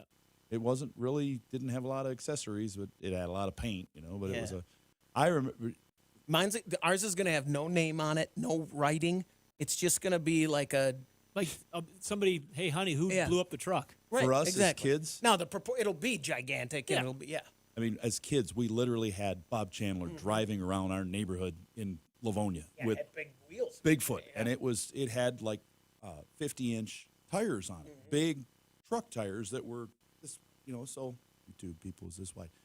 So it was still street legal, sort of. The cops would pull them over, but the first time we saw that truck out at the fairgrounds at Ford Field, which was a different Ford Yeah. Field. This is where they used to have the spree there, and it's still Ford Field's still there across from the courthouse, but they put rear wheel steering in it. We didn't have that to begin with, and as kids, we're like 8 years old, and we talked for must have been a week about, hey, that truck is so cool. The back end turns, and back then there was a lever that was they used snowplow hydraulics, and they had a lever in the front seat. They would just go down the road and pull the lever one way or the other to turn the wheels. And then you had to turn them back, and hopefully you got them straight. Otherwise, you'd be driving crooked. Now everything is computer controlled, and they can control. You'll see them when they're driving around in the arena track. They turn the four-wheel drive on and off with the flick of a switch, so they can spin around quicker, and they're great. And the guys get the talent down. The one guy broke an axle in the back and had no steering. So just his driving forward and back and turning the four-wheel drive on and off, he was able to get the wheels to move to get back into the hole in Parking the spot. corner. And Yeah. I mean, he did ram against the side of his partner's truck Yeah, there exactly. at the end, but he was like, I'm good. I'll just climb up over that tire. But they I guess the point was just They're talented. if the show's coming to your town, it's kind of fun just to go watch because the mechanical awe. bring your earplugs. Yes, Just the for sure. mechanic. I mean, you might think, oh, monster truck show, but if you're into mechanics and into motorsports, Oh, yeah. just the awe of the technology is kind of fun to watch. And it was I think the loudest sound I've ever heard was at a monster truck show in the old arena. Oh. My kids were little. I think I actually only had one of them with me. We may have been to that show with you. not even Maximum knowing it. Destruction. Did they have the helicopter, the cheesy helicopter No. there, where they No. jumped over with the motorcycle? No, I don't. They only No, had I two don't trucks there that time. But this one was and the did the 360 where it spun in place. Oh, it didn't do And it spun, and then it got faster and faster, and then it hit a gear where everybody in the arena was like, "Okay, this is too much," and it then hit another gear and spun fast. I mean, I can't even. My memory. They of had how to be down to the concrete at that point. Where's Yeah, the dirt? They were on the concrete. Yeah. They did the Dr. Pepper stuff. And did so they. It was going. We were all like, "Oh!" And it went a little bit faster and louder, and then it exploded. I mean, it blew, and that was it. They had to pull, and it was the loudest noise I've ever heard in my life. And then when it got louder, it was like, "Oh, this." I mean, it was like watching a game and going, "Oh, this isn't." That's what it was like. Everybody in the arena was like, "Yeah, jeez." It's like we were at the SEMA show when we were at the 2014 show, and they were racing the Raptors out there. And they were talking about, the guy was telling us how, oh, yeah, they get a ton of power out of those. You can't believe the horsepower. They're out there driving, and they sounded like little hornets running around, and then one went bang, and he goes, yeah, they explode a lot bigger, too. Yeah. All right. Now are we done? For not having. I'm sorry I brought that No, up. I I'm just not thought at all. That was awesome. That was something that, Yeah. we did it. We were Hey, there. Winterfest I got to have a of car Wheels, in one the once. last one's coming up here That's right. really fast. Yeah. Hey, I just want to say that I got invited to go to the last Winterfest of Wheels. And I said we should do it. I And said I'd I help you. can't get it. I wish you would have told me 2 months ago, I because have I a- would have put it in a different garage. I have can't a get it chamois. out of there. I would have. I mean, you would have had to get the car out. You can borrow the skid loader. We can get it out of the garage, but we can't get it up that hill, which is covered in yeah. ice. That would be a problem. Hard Get a packed winch. ice. I'd need 100 feet of cable to winch that, and Think I'm about not this. going to winch that truck. Oh, you'd break something pulling Think it up about the this. hill. Berkeley One Classics would yell at me and cancel me probably with that. You'd have to put a soft canvas clasp. Like a horse. It's Like you're slipped and lifting a went horse down with the a hill. helicopter. Hey, Can we put sled on the skis, the can old we put Model s- T yeah, skis Model and T tracks. skis? Yeah. That Can we would ski do it it. out of there? That would do it. Take a but video of that. It's I don't wanna break it's anything. going to be a good last show. They're really putting a lot into this because they know it's the last one, and they fought with, she was fighting some tears back. Like, I know it's the last one. I want to do it, but I got it. There's things. When that truck was new, all the roads were like that. Every day was I can't get up Build that a hill. fire, a literal fire underneath it to warm up the Right. oil so you could crank it. If you think cranking a snowblower that's been sitting out overnight is hard, pulling that cord, you try cranking an engine by hand. Yeah, so they'd build a fire. They'd use coal, Yeah. and they'd put it up under the engine.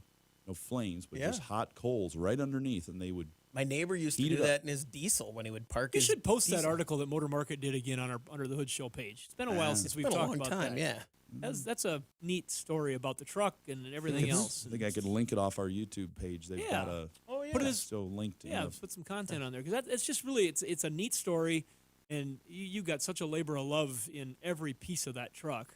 It's like a lot of people that have Right. cars like that and vehicles like that, but that Model T is pretty special, and it'd be pretty neat. Yeah. Apparently, he's thinking. He's done with the No, hard he's labor thinking. on it. Though. He's got apparently the brain's thinking pretty he hard. was all, now it's there's snow in the way, and he's tapping out. No, I know that. Yeah, that hill. If that's where it's at, Listen to me. I get it. I'm taunting him. I'm just. You sure? No. I get it. You. That is cool though. That truck. I've never seen it run, but looking at it makes me go, oh. You've never seen it in person, have you? I think I've seen it in the garage once. Oh, yeah. Yeah. But yeah, it's cool. All right. Now we're done. I think we're done. I think we're done. Let's be done. We're done. Wanna be done? I'm All right. done.